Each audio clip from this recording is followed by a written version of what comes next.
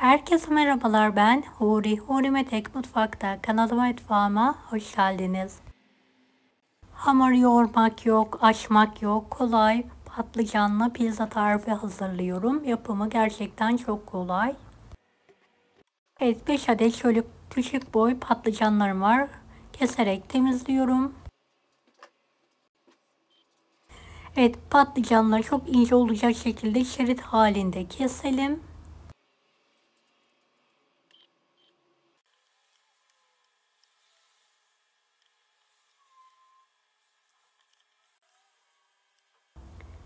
Evet, tüm patlıcanları keselim. Biraz sıvı yağ gezdirelim, tuz serpelim.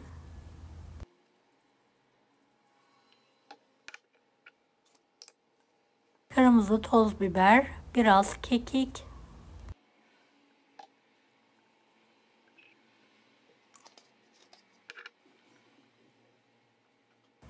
Biraz da kimyon serpiyorum, karıştırıyorum. Dilerseniz fırça yardımıyla da her tarafına sürebilirsiniz.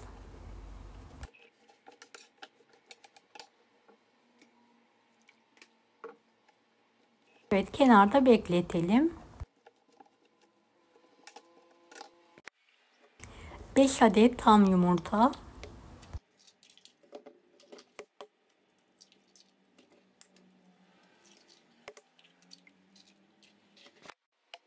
Bir tatlı kaşığı tuz.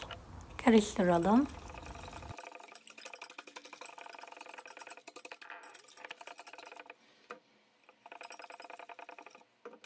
Bir buçuk su bardağından biraz fazla sütü de ekleyerek karıştıralım.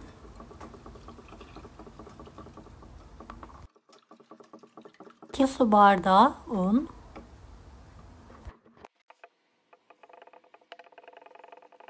Pürüzsüz bir hamur hazırlayalım. Dilerseniz blenderla veya mikser yardımıyla da karıştırabilirsiniz. Blender veya mikseriniz yoksa süzgeçten de geçirebilirsiniz. Topak olmamalı.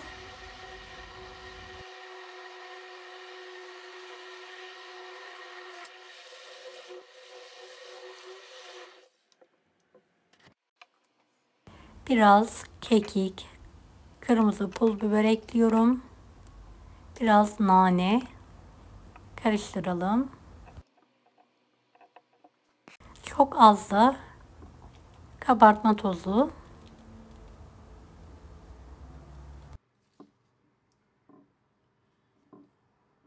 Beni hangi ülkeden veya şehirden izliyorsunuz merak ediyorum. Yoruma yazarsanız sevinirim.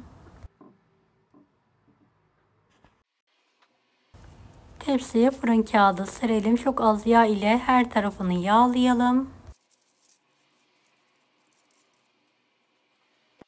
Hazırladığımız karışımı eşit miktarda dökerek yayalım.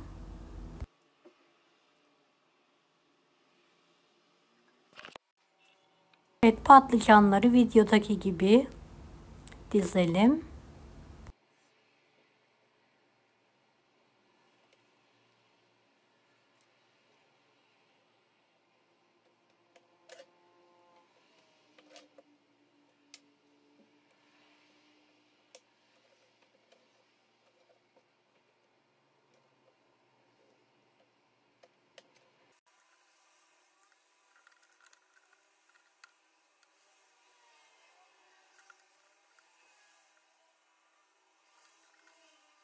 Önceden ısınmış 190 dereceli fırında pişirmeye bırakalım. Üzeri için 100 gram kadar kaşar peynirini rendeleyelim.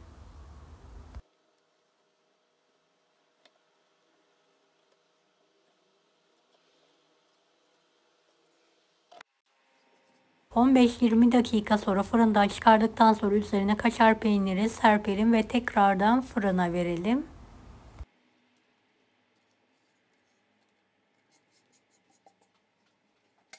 Şöyle 5-6 dakika kadar fırında tutalım. Evet, fırından çıkartıyorum. Evet, gördüğünüz gibi muhteşem görünüyor. İlk sıcaklığı çıktıktan sonra şöyle iri kareler halinde kesiyorum. Dilerseniz rulo sarabilirsiniz. Dilerseniz kareler halinde de ikram edebilirsiniz. Gerçekten tadı muhteşem oldu. Mutlaka deneyin.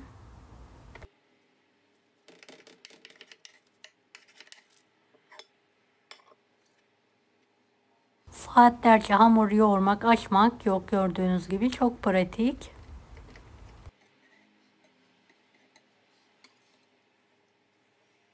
Evet, ben yarısını rulo şekilde sararak hazırlıyorum.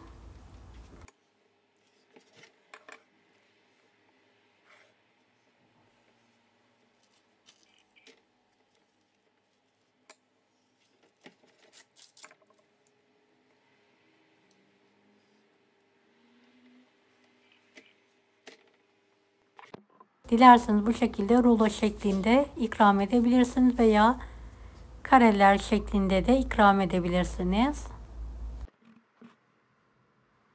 Deneyecek olan herkese şimdiden kolaylıklar dilerim. Kanalıma ücretsiz abone olmayı unutmayın. Allah'a emanet olun. Hoşça kalın.